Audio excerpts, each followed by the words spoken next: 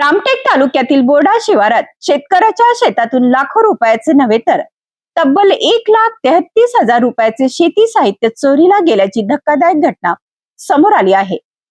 ट्रॅक्टरची trolley, Datar, rotavator आणि 3 जोडी कॅज्युअल असा शेतीसाठी अत्यंत उपयुक्त साहित्याचा मुद्देमाल अज्ञात चोरट्यांनी लंपास केला आहे.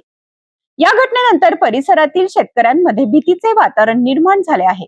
रामटेक पोलीस स्टेशनच्या हद्दीतील बोर्डा शिवारात 26 ऑगस्ट रोजी शेती साहित्य चोरीची घटना उघडकीस आली.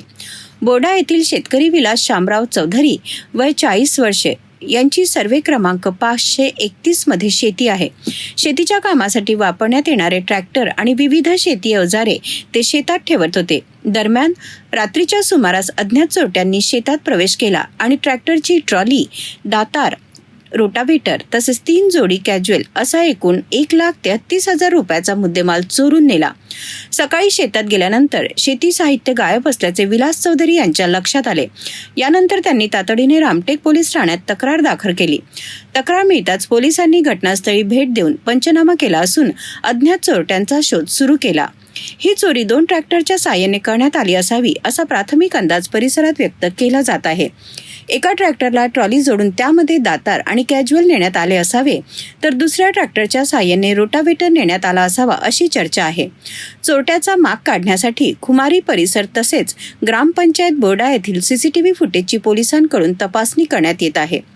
शेतातील महागडी शेती अवजारे चोरीला गेल्याने बोर्डा परिसरातील शेतकऱ्यांमध्ये चिंता निर्माण झाली आहे.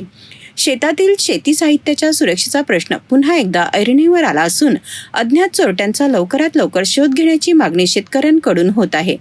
या प्रकरणाचा पुढील तपास रामटेक पोलीस करीत आहे. बोर्डा शिवारातील या चोरीमुळे शेतकऱ्यांच्या महागड्या शेती साहित्याच्या सुरक्षेचा गंभीर प्रश्न निर्माण झाला आहे. सध्या पोलिसांकडून CCTV फुटेजच्या आधारे चोरट्याचा शोध घेतला जात असून या तपासातून चोरीचा छडा कधी लागतो याकडे आता सर्वांचे लक्ष लागले आहे.